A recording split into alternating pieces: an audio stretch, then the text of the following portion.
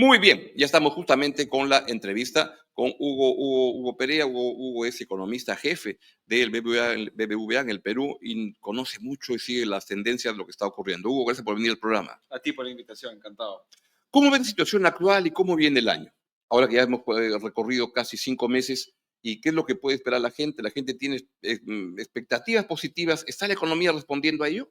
Mira, hay una situación bien interesante, ¿no? Porque tenemos algo de volatilidad por el lado externo. Tú sabes lo que está pasando con el tema de lo que está pasando con el tema de las guerras comerciales en el exterior y además el ámbito local que siempre induce cierta volatilidad. Pero a pesar de ello, la economía, lo que decimos el comportamiento cíclico de corto plazo de la economía viene muy bien.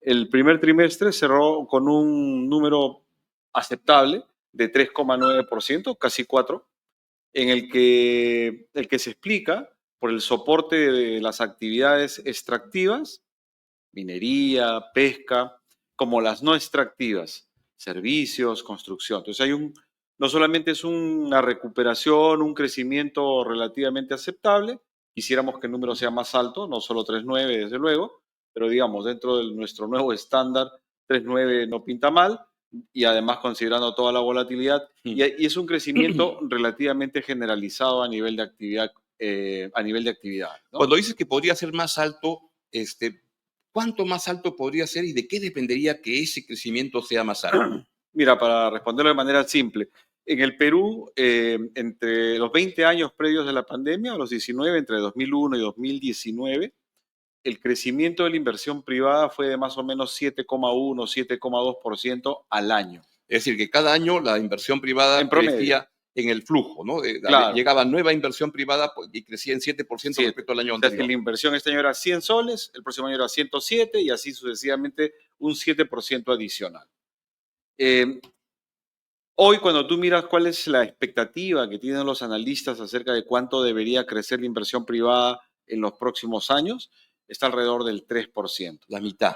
Menos de la mitad, ¿no? Si pudiéramos recuperar esos 4 puntos de inversión privada, o sea, no te estoy pidiendo algo imposible, Claro. te estoy diciendo lo que hicimos durante 20 años. La economía debería estar creciendo alrededor del 4, 4,5, fácilmente.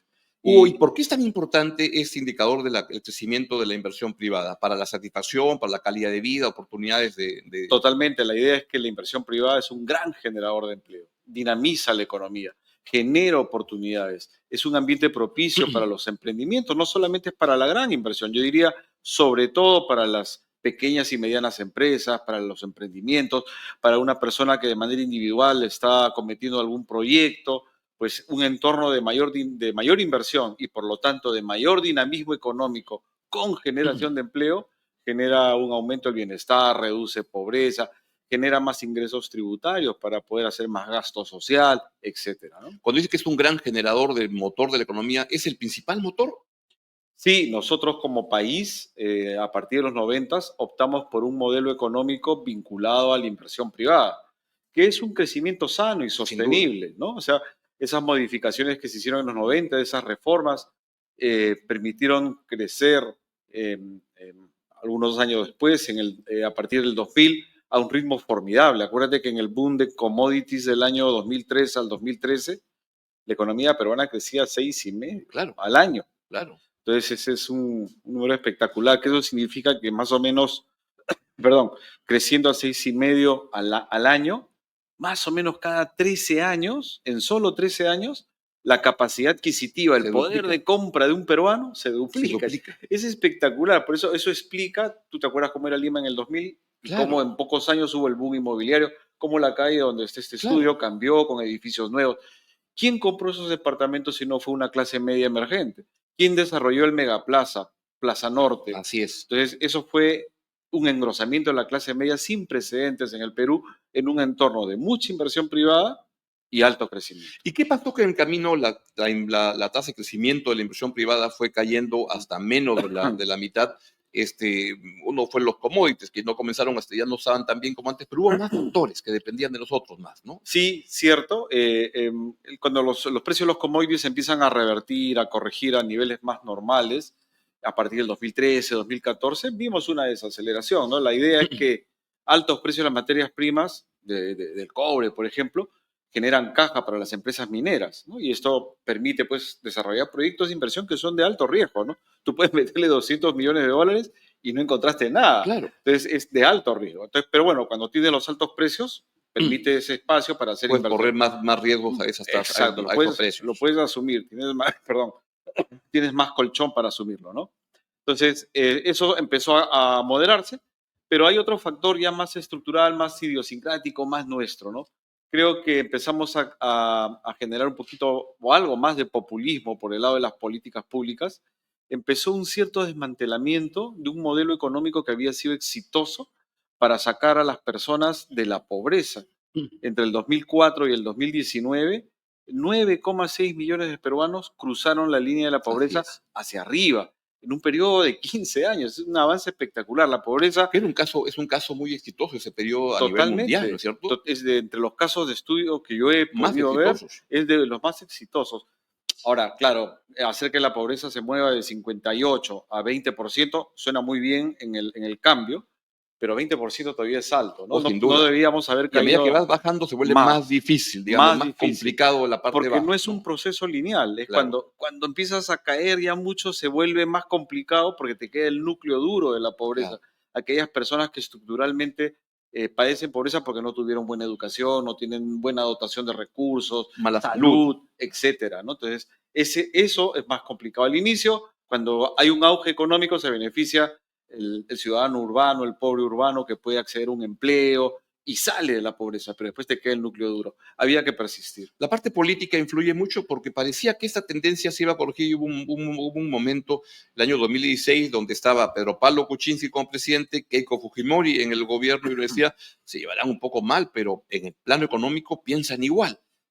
Eso fracasó y eso generó un grave problema para el manejo económico, el crecimiento y las oportunidades para la gente. Totalmente. Yo te diría que la parte institucional es fundamental en cualquier economía de mercado. La idea de una economía de mercado es que es una producción descentralizada, ¿no?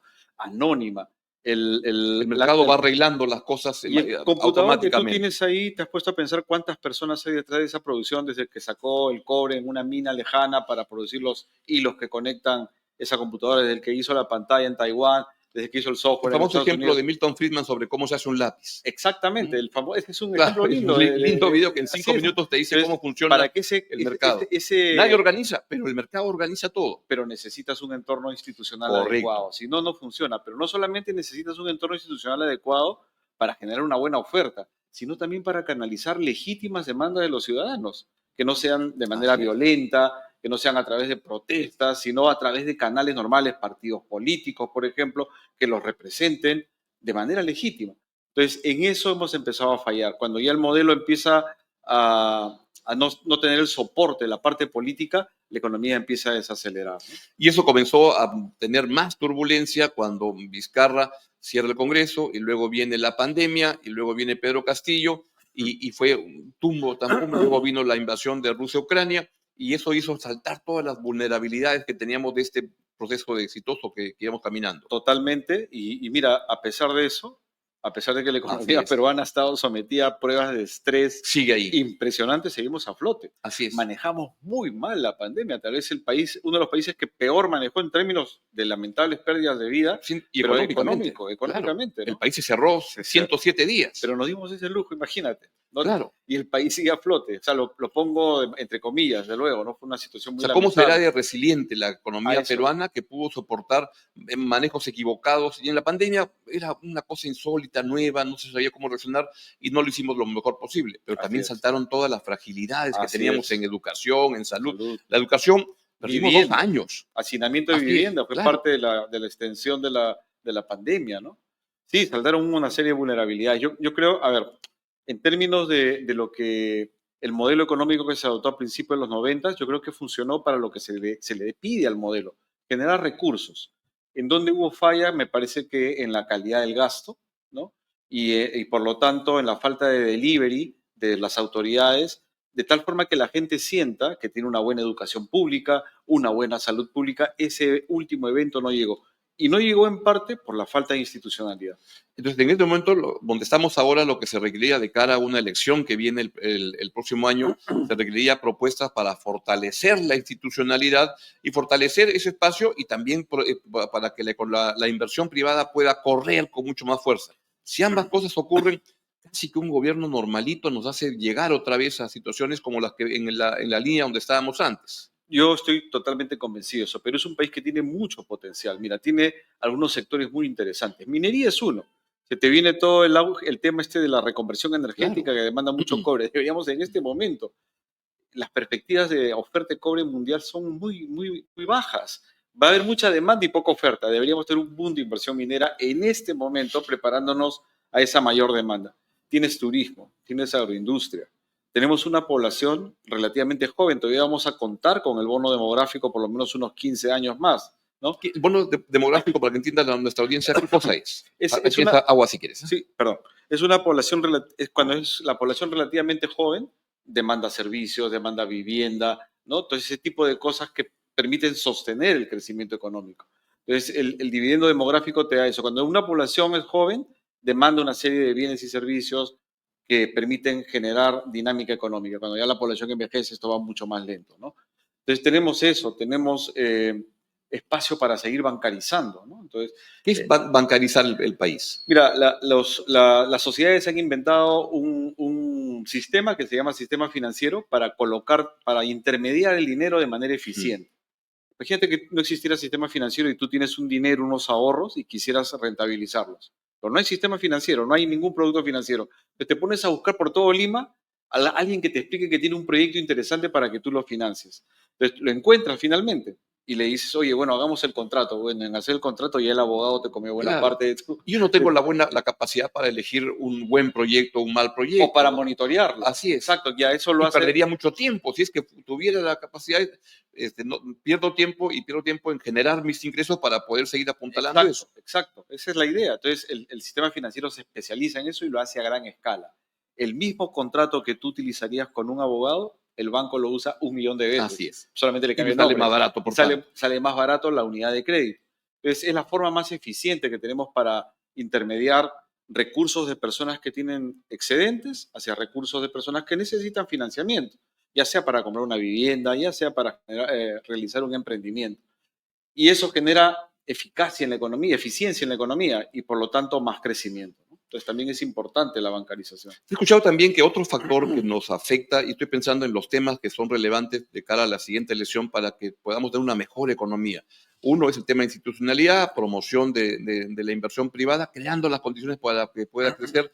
El otro es seguridad, ¿no? Una cosa que se ha malogrado mucho en la última década es seguridad. ¿Cuánto afecta la inseguridad al potencial económico de la familia del país? Los costos económicos de la inseguridad realmente ya son sensibles en el Perú. No estamos ¿De qué hablamos en entre... números? A ver, nosotros hicimos un cálculo En el interno, en BBVA BBVA hicieron Research, un ¿no? trabajo. Un trabajo, un estudio interno, utilizando una metodología que desarrolló el BID, ¿no? Que consideraba a ver qué pasa si aumenta la criminalidad, algún indicador de criminalidad tienes que desarrollar, desde luego, y qué pasaría con el costo económico. ¿Cuánto pierde la economía por desviar recursos de la inversión, del consumo, hacia seguridad? Tener más cámaras, tener seguridad propia, ¿no? En fin, lo que todo el mundo, los cercos eléctricos, o también el lucro cesante. Cierras tu bodeguita, ¿no? Los ingresos que Claro. dejaste de percibir.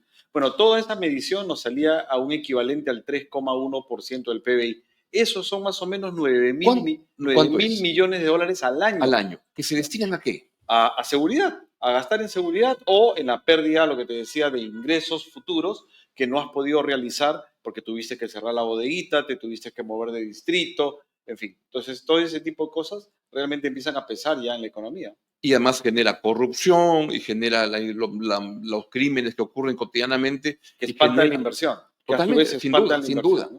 ¿Y por qué los peruanos siguen siendo optimistas? Cuando se les pregunta a los peruanos, por ejemplo, ¿usted cree que el año 2025 va a ser mejor o peor en términos económicos para su familia? 80% dice va a ser mejor. Pero cuando le preguntan, ¿y el país? Te dice, el país está jodido. Sí, sí, es interesante. Yo creo que, a ver, uno de los temas puede ser que, a pesar de todos los problemas en los que nos hemos metido, el emprendedor, la economía sigue a flote, Sin ¿no? duda. Sigue a flote. Es bien, Entonces, bien importante que lo digas, porque a pesar de todos los problemas que te jalan la camiseta, la economía sigue ahí a moviéndose. veces me da la sensación que no nos atrevemos a dejar de ser pobres. O sea, Mm, tenemos todo, realmente tenemos todo, tenemos mucho potencial. Nuevamente, insisto, tenemos un modelo económico que nos permite por lo menos crecer al 3%, con una pandemia mal manejada, con gobiernos muy malos, con falta de institucionalidad. A pesar de eso, la economía tiene pues, un piso de 3%. ¿Es mucho o es poco? Yo te diría que es es poco, poco, claro. porque 3% en un país donde todavía la pobreza está por encima del 20%. Pero comparado en la región, Estamos bien, pero estamos bien. el problema con la región es que no es el mejor barrio con No, el cual claro. compararte, ¿no? Dentro del mundo emergente, si nos comparamos con los del sudeste asiático, vamos mal, ¿no? Ahí crecen al 5% al año. Y entonces no hay que perder la ambición, en realidad, porque sí podemos hacerlo. Lo hicimos durante un tiempo, 11, 12 años de fuerte auge, y los réditos están ahí, engrosamiento de clase media, reducción de la pobreza, mejoras en indicadores sociales, etcétera. Pero Mm. lamentablemente esto ha perdido un poco de brillo, ¿no? Vamos a ir a una elección y te preguntaría, ¿qué consejo le darías a los peruanos para ver cómo elegir mejor un candidato, una candidata que apuntale mejor el terreno económico? Valdo Mendoza escribió un artículo hace como unas semanas que decía, mira, todos los planes se parecen, son igualitos, Ah, sí, etcétera. sí, sí. Elige mejor, pregunta quién va a ser tu ministro de Economía y Eso. a quién vas a respaldar para el Banco Central. Y eso te da claridad de por dónde va la cosa. Sí, yo también iría por la misma línea, ¿no? Pero mirando un poquito más hacia atrás, miraría candidatos que no ofrezcan facilismo, que no hagan Hmm, promesas que estén en el aire. Hay eslogans que suenan muy bien, ¿no? Hay un eslogan famoso, ¿qué es? no más pobres en un país rico, Claro, en una línea, qué bonito suena. claro. El ciudadano debe preguntarse, ¿y cómo? ¿Y cómo? ¿Cómo vas a Claro, hacer? ¿De dónde van a salir los recursos? ¿Cuánto nos va a costar?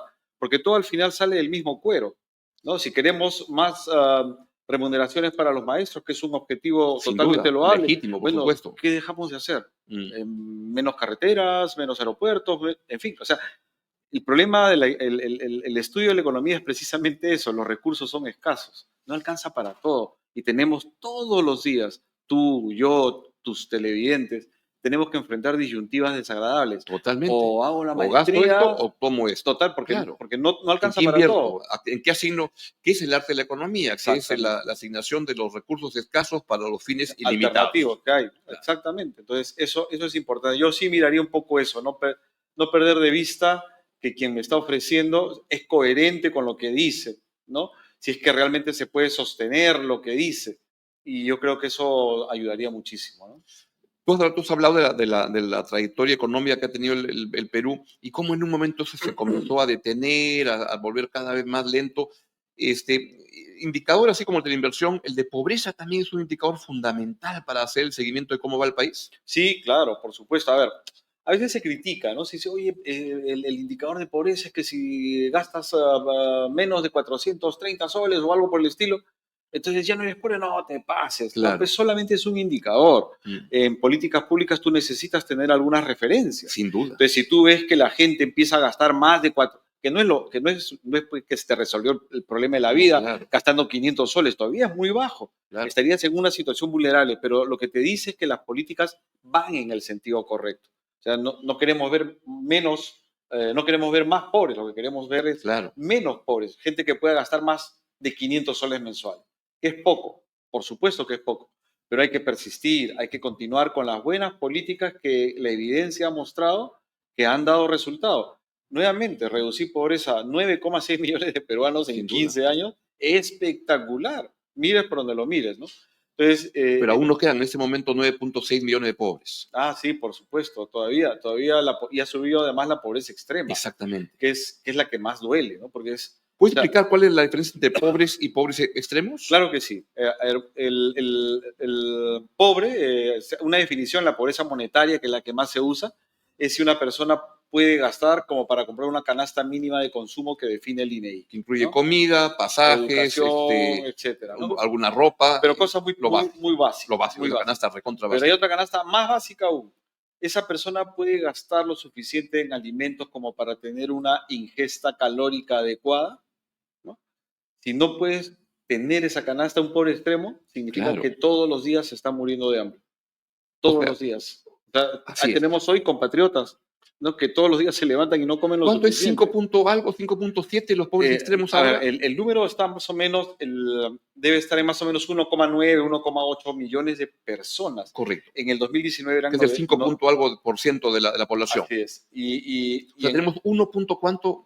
En el año 2019, antes de la pandemia, correcto, la cantidad total de pobres extremos era solamente 900.000. Fíjate, ha y subido. se ha duplicado más. Claro, se ha duplicado más o menos. O sea, tenemos 1 millón, yo te casi diría, 2 millones un poco menos, entre 1.500.000 y 1.800.000. de peruanos que no les alcanza para comer lo básico, Adecuadamente. lo básico. Para mantenerse claro. vivos. No es un pollo a la brasa, es No, lo es más básico. pero recontra básico. Es un escándalo, ¿no? Y Es perdemos el tiempo en discusiones futiles, en tonterías, realmente, si me permite la expresión. Por supuesto. Y es que a mí realmente sí me complica un poco ver que hayan compatriotas en esa situación. Creo que a todos nos complica que haya compatriotas en esa situación. Y no se dan cuenta, perdóname, y no se dan cuenta que cada punto del PBI te apuntala y te permite ir más rápido, que es diferente si es que crecemos a 1% o a 3% o a 5%. Y a veces los políticos no se dan cuenta con sus medidas que hacen, es que dicen, bueno, crecemos no al 4, al 3, pero estamos creciendo. La diferencia es enorme, ¿no? Totalmente. Cada punto del PBI es lo que te decías, valiosísimo. creciendo al 6,5, imagínate, ¿no? Que cada 13 años la capacidad de compra de un peruano promedio sea el doble de lo que estamos ahorita. Claro. ¿No? Creciendo al 6,5. Pero si creces al 3%, ¿no? Más o menos ahí te vas a demorar como 35 años para duplicar la capacidad adquisitiva. Mucho tiempo. Y se pierden oportunidades, ilusiones, sí. y el país se va deteriorando. Y hay un rechazo contra políticas que funcionan bien, pero que hay otros elementos complementarios que no ayudan a que esto se potencie, a que esto genere delivery. Lo que decíamos, la falta de institucionalidad, la inestabilidad política. El momento actual es siempre vivimos en el Perú inestabilidad política de hace casi siempre, ¿no? Sí, es cierto. Otra vez hemos entrado en esta onda de las puertas separadas, donde la política va por un lado mal y la economía va por otro lado bien. No, yo creo que esa idea nunca fue cierta. Qué bien que lo expliques, porque es muy errada esa visión. Lo que pasa es que antes no dolía, vamos a ponerlo así. Cuando la economía crecía al 6,5, ¿no? Bueno, no hay problema si creces al 6,5 o si creces al 8. Yo me preguntaría, ¿cuánto más hubiéramos podido crecer en el periodo de auge si hubiéramos tenido buenas instituciones? De repente no era 6,5 al año, era 8. ¿Y cuántos menos pobres habrían consecuentemente? ¿Y cuántos menos pobres hubiéramos tenido como resultado de un crecimiento más acelerado? Entonces, cuando creces al 6,5, medio puntito menos, como que no lo sientes. Pero cuando creces al 3, cada décima de menos crecimiento duele, ¿no? Entonces, ahora sí sentimos que la debilidad institucional nos pasa la factura y nos la pasa bien, ¿no? De acuerdo a lo que estás explicando, el ánimo del inversionista es fundamental. ¿Cómo ves el momento actual en el cual se ha producido el cambio de ministro de Salardi para Pérez Reyes? Y hay como un sector empresarial diciendo, estoy con mucha preocupación. Y pasaba un cuadro, si lo pueden volver a poner, por favor, del SAE, de apoyo a consultoría, donde se ve que hay preocupación por lo que pueda significar este relevo. Sí, a ver, ahí está, para que lo veas. Perspectivas empresariales luego del cambio de la salida de Salardi, y entonces cree el 42% que va a empeorar ligeramente y que va a empeorar considerablemente el 20%. Sí, yo creo que es reflejo de lo que había logrado el exministro Salardi, ¿no? Una buena conexión con el sector privado. Había generado algunas iniciativas para, desde su perspectiva, desde luego, pero con mucha coherencia, tratar de destrabar proyectos de inversión, acelerar la inversión, que es lo que el país necesita. Obviamente. Entonces había una buena comunicación con gremios empresariales y eso generó una expectativa realmente favorable. Claro, cuando hay este cambio, incluso lo vimos en el mercado cambiario, el tipo de cambio rebotó por un día, después ya, nada, tener a Raúl Pérez Reyes tampoco significa que las cosas van a cambiar, ¿no? Y que hay un cambio en la conducción económica. Pero reitero, ni que ha entrado un loco a manejar la economía y que va, al contrario, una persona muy sensata, solvente, ¿no? Claro que sí, tiene mucha experiencia en el sector público, es una persona que ha tenido un buen desarrollo profesional en la actividad pública, entonces, las cosas se normalizaron. Pero yo creo que lo que refleja la encuesta es un poco la expectativa tan favorable que había generado Salardi, ¿no? José Salardi. En todo caso, tiene que responder con mensajes de qué es lo que va a hacer y acciones. Por ejemplo, el Congreso cocina el 8º retiro de las AFP. Ya parece como una especie de borracho que no se va de la cantina y pide dos más y nunca se va. ¿Cómo observas esto? No, malísimo, ¿no? El sistema privado de pensiones se ha destrozado. Te da pan para ahora mismo, pero te genera una bomba de tiempo que la vamos a tener en 10 o 15 años. Sin duda. La cantidad de gente que se está quedando sin ahorro previsional, ¿qué vamos a hacer con esas personas de aquí a 10 o 15 años? Es realmente una irresponsabilidad tremenda, ¿no? Esos recursos, constitucionalmente, además, los recursos de la seguridad social son intangibles, están dedicados solamente a eso, pero ya se ha hecho mucho manoseo de esto. Claro, en algún momento en la pandemia el Tribunal Constitucional dijo que por la emergencia se podía hacer uso, pero por una emergencia tan excepcional como una pandemia, ¿no? Claro. Ahora que la economía, estábamos conversando, se está recuperando, viene a buen ritmo, no tiene ningún sentido. El empleo privado está creciendo, el empleo formal privado a más de 7%. 7% al año. O sea, el Al año. empleo formal está creciendo. O sea, cada año hay, o por ejemplo, en este último año se están creando 7% más empleos del año pasado. Exacto, que es más o menos más de 400.000 puestos de trabajo. Es una gran noticia. Perdón, es una gran noticia, por supuesto, ¿no? Entonces, te da la idea muy clara de que no necesitamos este tipo de iniciativas lamentables para todos porque destroza el mercado de capitales y uno dice, oye, qué lejano me suena el mercado de capitales. Bueno, sepa usted que en el mercado de capitales, entre otras cosas, influye mucho sobre la tasa de interés que usted paga por un crédito hipotecario, por ejemplo, para financiar un emprendimiento. Entonces, si el mercado de capitales es más pequeño, es menos profundo, es menos dinámico, estructuralmente las tasas de interés pueden tender a subir, ¿no? Y eso perjudica a todos, por supuesto. Otro factor lo que viene desde fuera, el gobierno de Trump es un problema hoy en día para economías como la del Perú. Mira, los emergentes han respondido bastante bien en este entorno de tanta volatilidad y en particular Perú. Y yo destacaría, ese es otro de los logros de la conducción macroeconómica de los últimos 25 años, ¿no? Hemos construido fortalezas que nos van a dar algunos colchones para poder aguantar lo que venga de afuera. No somos inmunes, desde luego, vamos a sentir de todas maneras el golpe, pero no esperamos al menos que la economía vaya a sufrir un impacto realmente significativo. Hay algunas actividades un poquito más sensibles, agroindustria, textiles, que tienen más exposición hacia Estados Unidos, pero a nivel macro el impacto va a ser relativamente acotado. ¿Y por qué ocurre esto? Porque tenemos buenos indicadores por el lado, por ejemplo, externo. Tenemos hoy mismo un gran superávit comercial. El sector exportador ha sido muy dinámico en los últimos años, en particular la agroexportación, por ejemplo. Claro. De tener un gran colchón de superávit comercial permite ingreso de dólares y cualquier cosa que pase afuera, aquí no vamos a ver escasez de moneda extranjera. ¿Me sigues? Tienes los precios de los productos de exportación peruanos están en máximos. Tenemos una buena composición entre los activos que tenemos los peruanos, los ahorros que tenemos los peruanos en el exterior versus lo que le debemos al exterior. Entonces hay una buena composición. Todo esto ha sido un buen manejo macroeconómico.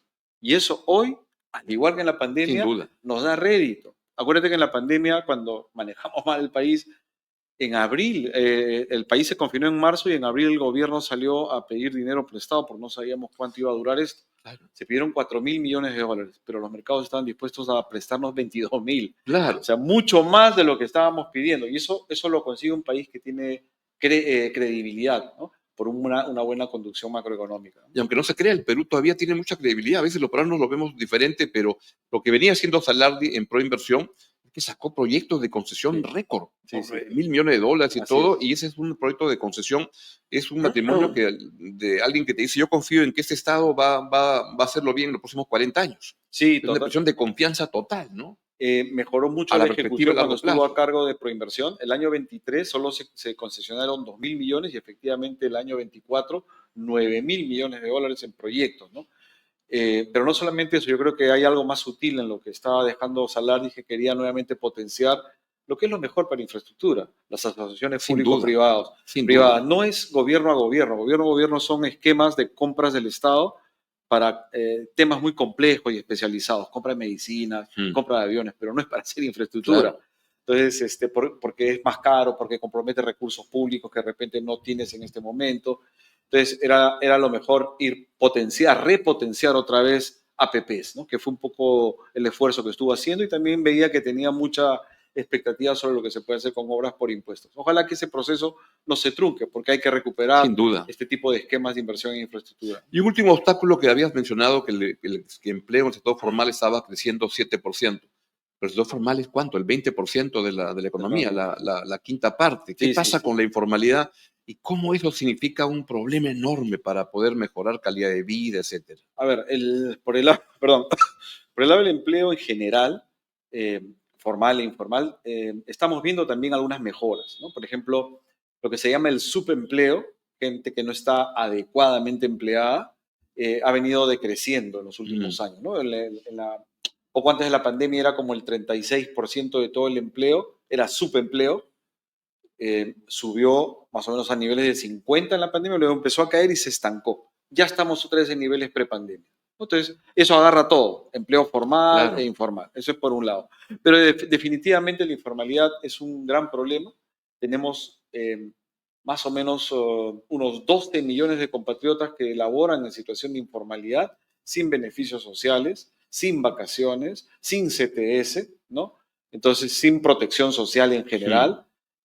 Y dedicados a actividades de baja productividad, ¿no? Imagínate si pudiéramos sacar a personas de la informalidad hacia el sector formal de la economía, un zapatero en una zona pobre de Lima, trabajando de manera artesanal, posiblemente te produce un par de zapatos por hora. Llévalo al sector formal y te produce 100 pares de zapatos. Entonces la productividad se potencia. Imagínate si pudiéramos tener eso.